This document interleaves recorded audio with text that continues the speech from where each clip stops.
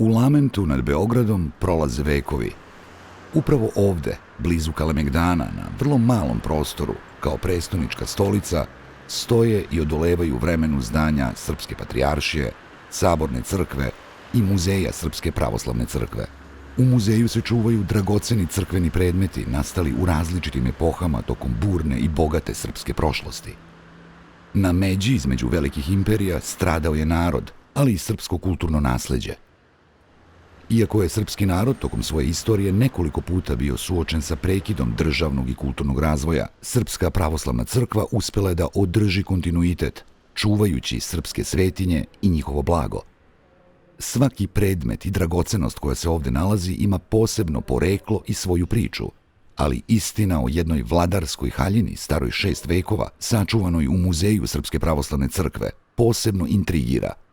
U nju je utkana priča o sudbini srpskog naroda i njegovoj neraskidivoj vezi sa kosovskim junacima i nasleđem kosovskog mita. Reč je o haljini svetog kneza Lazara Hrebeljanovića.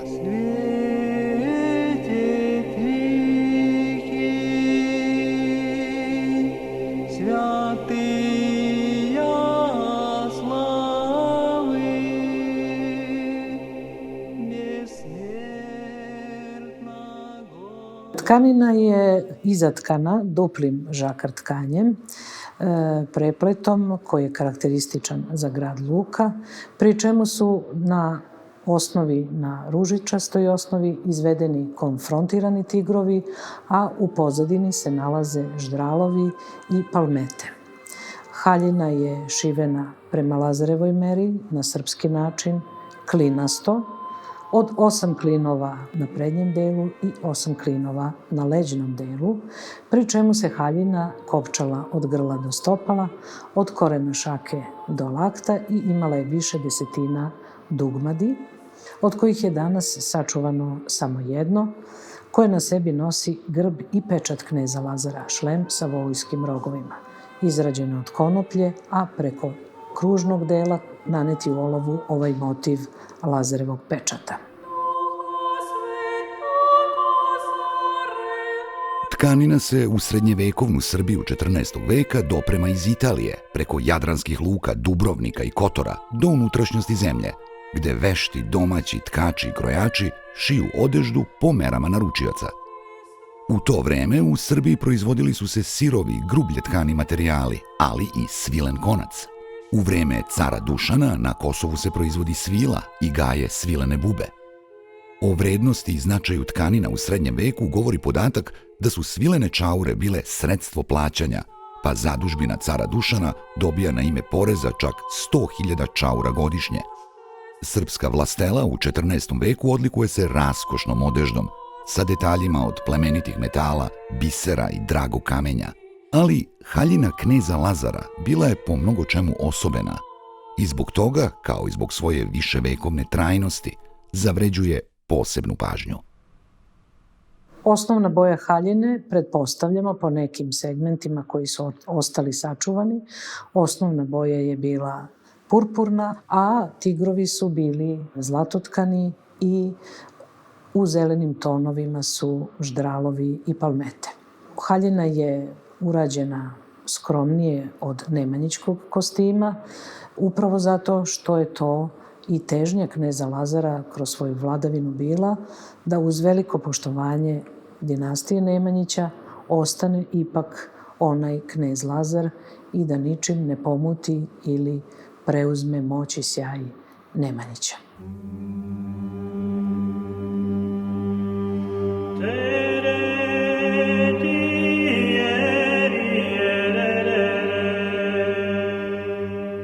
Lazar Hrebeljanović rođen je oko 1329. godine u Prilepcu.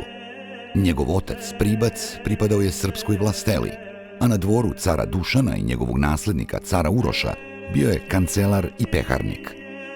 Lazar na dvor dolazi kao mladić sa zaduženjima stavioca koji vodi protokole za vladarevim stolom. On se ženi 1353. godine Milicom, ćerkom kneza Vratka iz dinastije Nemanjića.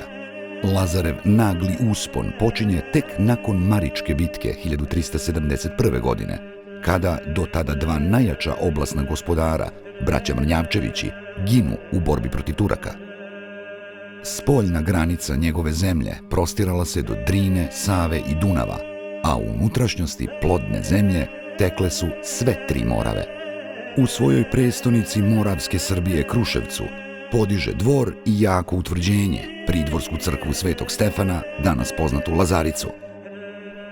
Turci su 2 puta napadali zemlje kneza Lazara, ali su bili odbijeni, pa je sam sultan Murat I krenuo sa velikom vojskom prema Srbima s namerom da ih pokori. Na Vidovdan 1389. godine na Kosovu polju pala je krv sa obe strane. Najpre je Miloš Obilić ubio turskog sultana, a zatim je i knez Lazar pogubljen. Kako se Miloš viteški držao u sudnji čas, kako kaže predanje, Turci su dozvolili da pravoslavni sveštenici sahrane njegovo telo u Prištini.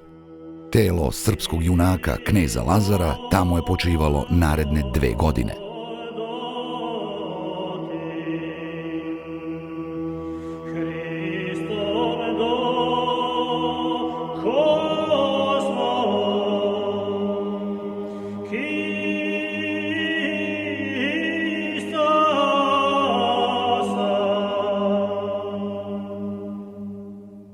Haljina je 1391. godine, pošto su knjeginja Milica sa sinovima, patrijarhom Danilom III, stigla iz Prištine, odnosno sa Kosova polja, u Kruševac, obučena tada već, možemo reći, na mošti kneza Lazara, koje su potom u ovom svečanom njegovom ornatu položene u kivot i stavljene ispred ikonostasa manastira Ravanica. Te mošti su otvarane radi celivanja na velike praznike i tada su ljudi, verujući u isceliteljsku moć moštiju, odsecali čestice tkanine ove haljine. Mošti su bile u Ravanici sve do velike seobe 1690. pod Arsenijem Čarnojevićem, kada su se ravanički monasi pridružili grupi u velikoj seobi noseći i kivot sa Lazarevim moštima. Kult kneza Lazara nastaje u Ravanici. Prva faza kulta vezuje se za period od prenosa moštiju do prvog paljenja Ravanice 1398. godine. U tom periodu nastaju i najstariji proslavni sastavi, među kojima se i nalazi slovo knezu Lazaru, patrijarha Danila I. Upravo ovo delo nam govori o tome da je rađenje kulta kneza Lazara bilo zajednički poduhvat crkvenog i političkog vrha. Ono što odlikuje ove prve sastave jeste to da se knez Lazar ne slavi kao usamljeni ratnik. On je pastir koji vodi svoje stado na žrtvovanje zarad Hrista. Razlog tome je jasan. Upravo je pogibija generacije radnika probudila interesovanje porodica naslednika da se sačuva sećanje na tragične događaje.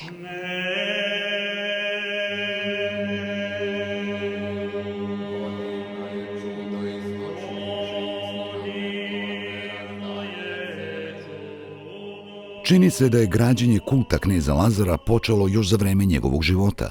Njegova najveća zasluga u toku života bilo je pomirenje vaseljenske i srpske crkve posle sukoba koji se desio dok je on bio mladić i služio na dvoru cara Dušana.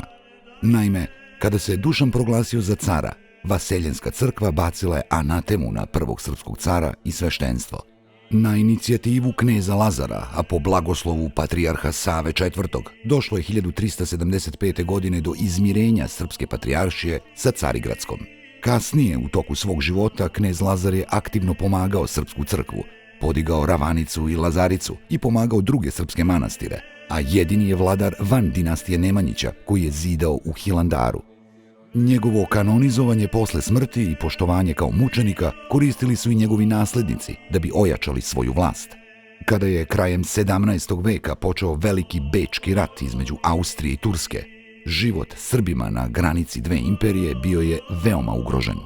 Turci su u tom ratu potisnuti iz Mađarske, ali kada je austrijska vojska potpomognuta srpskom zaustavljena u pohodu južno od Save i Dunava, turska odmazda bila je očekivana i surova.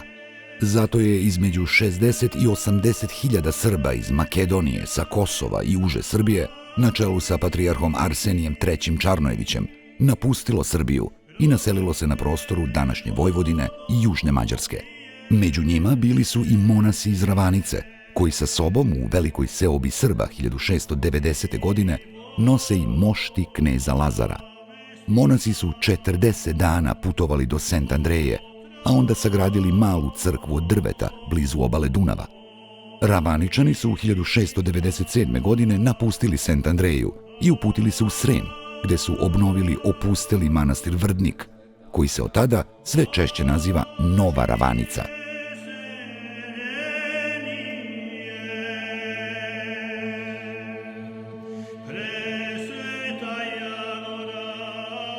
Mošti svetog kneza Lazara imali su ogroman značaj za Srbe toga doba i taj značaj je danas teško razumeti.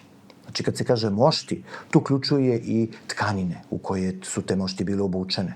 Nije slučajno Sinan Paša kaznio Srbe spaljivanjem moštiju Svetog Save skoro tačno 100 godina pre nego što su mošti svetog kneza Lazara ponete 1690. i prenesene na tle Habsburške monarhije. Dakle, kako to kaže Dinko Davidov, mošti svetaca su za Srbe bile ono što je za Jevreje bio onaj sveti kovčeg sa Božjim zapovestima. Zaista. I od prelaska Save i Dunava, taj značaj kosovskog kulta i središte kosovskog kulta skoro, da možemo da kažemo, da se seli na područje Habsburške monarhije.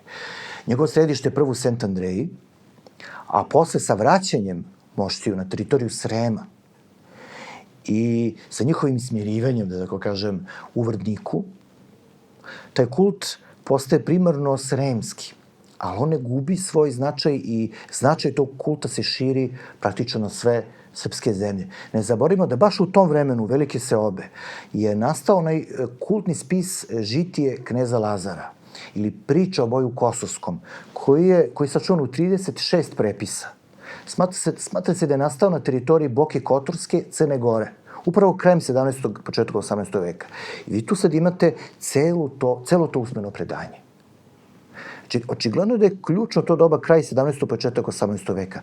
Značaj Ravanice se smanjuje zbog toga što je Ravanica opustela u tom ratu. I sad imate Sremsku Ravanicu. Sad, taj kult kneza Lazara postaje središnji, zajedno sa kultovima Svetog Save i Svetog Simeona, za Srbe na teritoriji Habsburške monarhije. Ne zaboravimo da je to sada središte ne samo duhovno, nego i političko za sve Srbe, jer se središte srpskog patrijarha preselilo iz Peći na teritoriju Srema. Naredna 2,5 veka mošti kneza Lazara počivaju u Novoj Ravanici, ali ne u miru. U vreme Austrijsko-Turskog rata monasi su sklanjali mošti u Futog, pa ih vraćali u Vrdnik. 3 meseca su mošti bile u Klenku, a prema nekim podacima jedno vreme su skrivane u manastiru Fenek, da bi opet bile vraćene u Vrdnik. Na početku Drugog svetskog rata, u proleće 1941. Srem ulazi u sastav nezavisne države Hrvatske, a sa njim i Fruška Gora i njene svetinje. Srpsko stanovništvo, njihova imovina i kulturna baština, pre svega crkve i manastiri, postaju meta ustaške vojske. Po naredbama iz Zagreba, srpsko kulturno blago i dragocenosti od velike kulturne i istorijske vrednosti šalje se u Zagreb, čak 40 vagona. U proleće 1942. godine, početkom meseca aprila, odbegli sremski arhimandrit Longin izveštava sinod o tome da vojne vlasti nezavisne države Hrvatske vrše evakuaciju crkveno-umetničkog blaga sa čitave svoje teritorije, između ostalog i sa teritorije fruškogorskih manastira. Na vest o tome, profesor Radoslav Grujić, tadašnji upravnik Crkvenog muzeja, seća se svog prijatelja i hitno odlazi u nemačku komandu grada Beograda kod komesara za kulturu Aleksandra von Rajsfica, njegovog prijatelja sa studija u Nemačkoj. Kažu izvori da ga je na kolenima i sa suzama tom prilikom molio da mu pomogne da evakuiše 3 moštiju koji se još uvek nalaze na tom terenu. Ustaše su ušle u Srem i sada su ugrožene ne samo svetinje, manastiri, ikone, nego i same mošti srpskih svetaca u Sremu. Među njima su i mošti svetog kneza Lazara. I od ustaškog gneva mošti kneza Lazara su spasene uz podršku Nemaca. Dakle, hrvatske ustaše koje uništavaju, pljačkaju sve pred sobom i nemački nacisti koji pod uticajem usrednih molbi i zahteva Radoslava Grujića i ostali koji su se založili u tome, koji pomažu da se mošti kneza Lazara spasu iz Srema i donesu u Beograd, u Beogradsku sabornu crkvu. Tako su svete mošti svetog kneza Lazara stigle iz Srema u Beograd, gde će ostati u narednih nekoliko decenija. 13. i 14. aprila 1942. godine tročlana komisija kreće automobilom iz Beograda put Zemuna. Tamo ih dočekuju nemačke vojne vlasti i hrvatske vojne vlasti koji će ovaj konvoj sprovoditi do samog kraja akcije.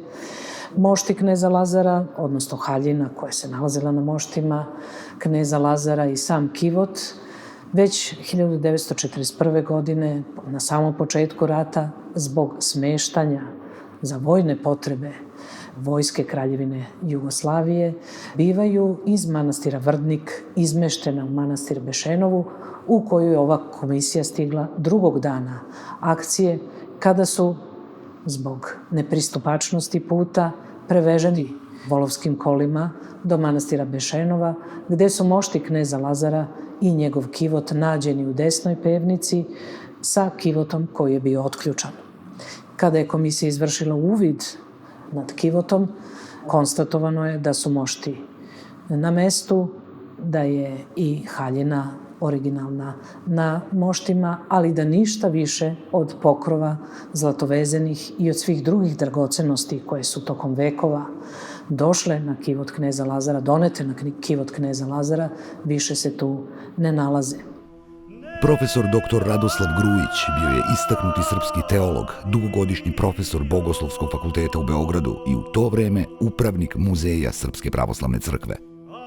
U svom iskazu po povratku u Beograd Radoslav Grujić navodi: svete mošti kneza Lazara našli smo u niši leve pevnice na podignutom postolju u njegovom kovčegu, u kome je ležao i donošen iz manastira Vrdnika. Kada smo kovčeg otvorili, našli smo svete mošti u potpuno ispravnom stanju, samo što su i ovde, kao i kod cara Uroša i kneza Stefana Štiljanovića, odnesene sve dragocenosti koje su se nalazile na moštima.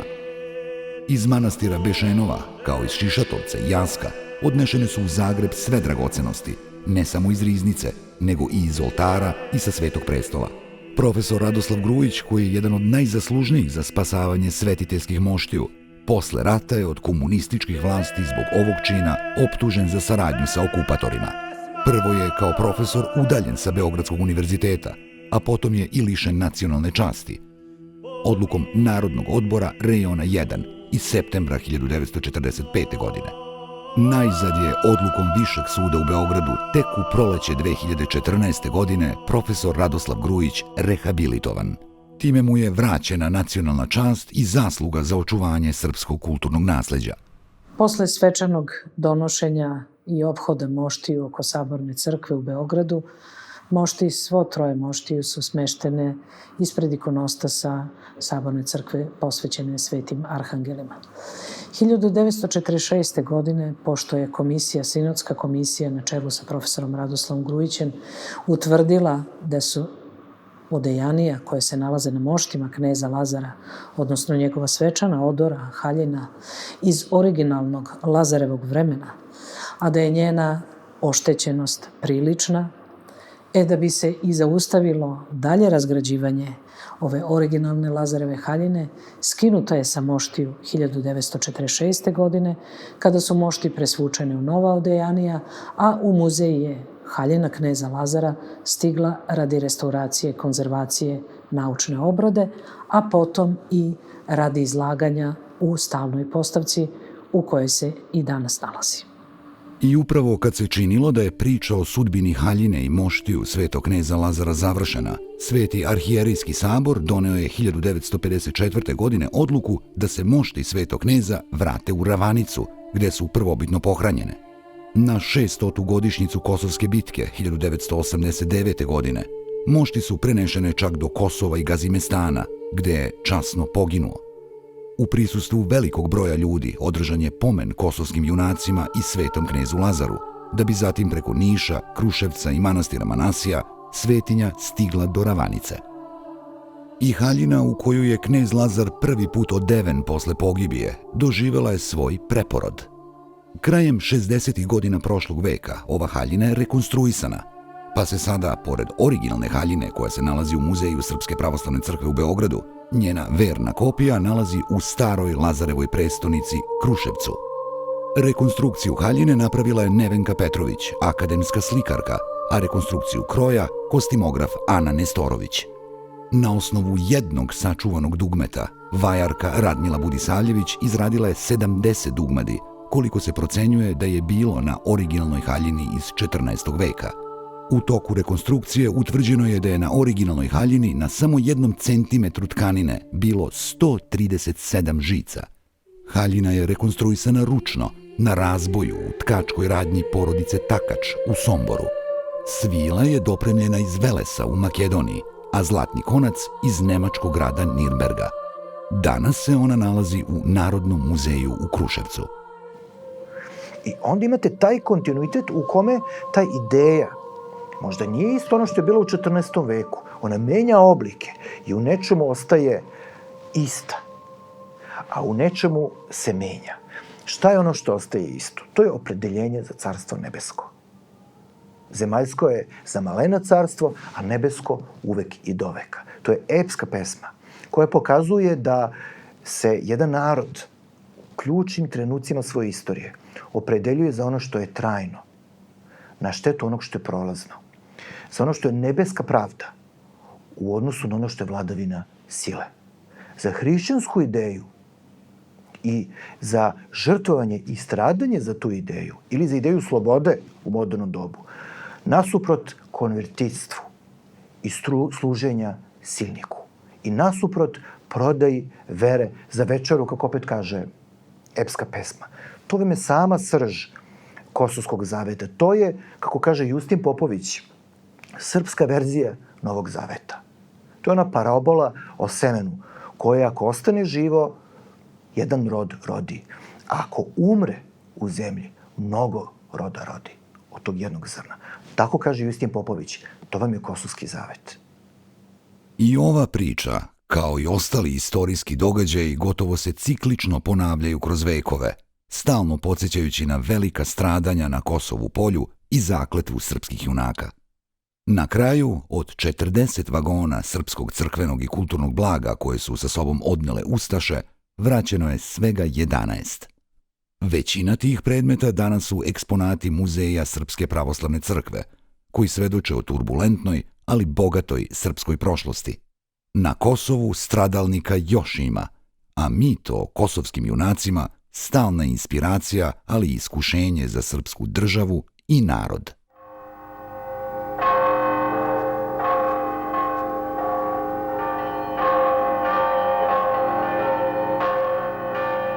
Zvona su zvonila, a glavu su moji nosili na jug i sever.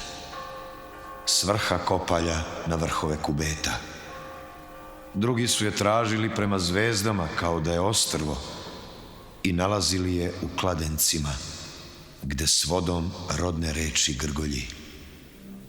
Hrabro sam podneo smrt, no kakva je u tome vrlina. Ostade vrat moj ko suvi panj u polju. Preteča, rekoše mi, no smrću sam i reč svoju pretekao. A zar je vrlina to sa rečima neiskazanim niz lepšu stranu stradanja otići? Kradu mi pamćenje, skraćuju mi prošlost, otimaju vekove, džamijaju crkve, araju azbuku, čekićeju grobove, izdiru temelj, razmeću kolevku. Kud da čergam s visokim dečanima, gde da predignem pećaršiju? Uzimaju mi ono što nikome nisam uzeo, moje lavre i prestonice. Ne znam šta je moje, ni gde mi je granica. Narod mi je u najmu i rasejanju. Pale mi tapije i zatiru postojanstvo. Zar da opet zatrapim sve te arhangele, da mi pomunare ponovo ljevišku? Očni živac su mi odavno rasturili, sad mi i beli štap otimaju. Žrtveno polje sa krvavom travom, ne smem da kažem da je moje. Ne daju mi da uđem u kuću, kažu da sam je prodao. Zemlju koju sam od neba kupio, neko im je obećao. Ko im je obećao, taj ih je slagao. Što im ne obeća, ono što je njegovo. Zato jurišaju na mene udruženi, kivni što sam ih poznao.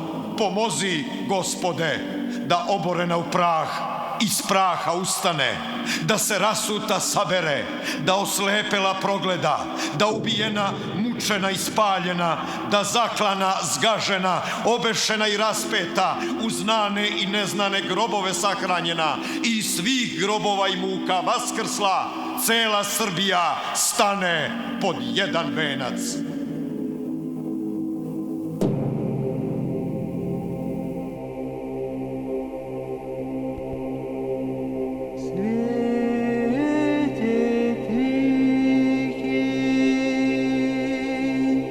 Святый